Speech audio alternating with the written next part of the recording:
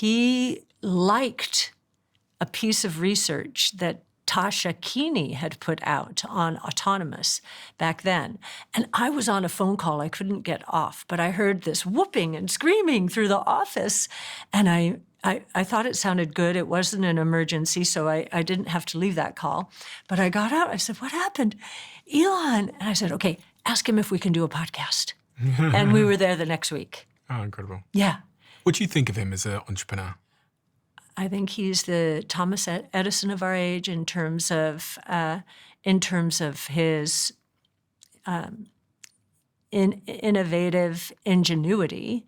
And I also think, having met him a number of times, I think he's a very good person. He wants to do the right thing. If I had to say one thing, he wants to do the right thing to transform the lot of most of humanity.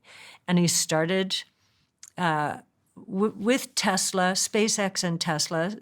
Tesla, was an environmental move, which I think a lot of people attacking his cars, who are probably very supportive of the environmental movement, they've forgotten.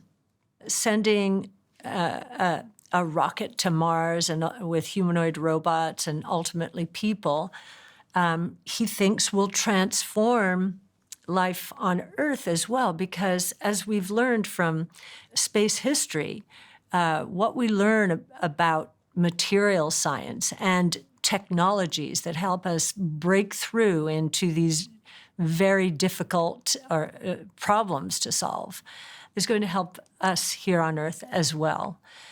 So I think he's a very good person and wants to do the right thing. That, if I had to describe him, that's what I say, other than genius of our time. I often wonder, right, because he's had such a profound impact on the world in many, many ways through the companies he started. I think the biggest risk really is just his own health. He doesn't seem to sleep much.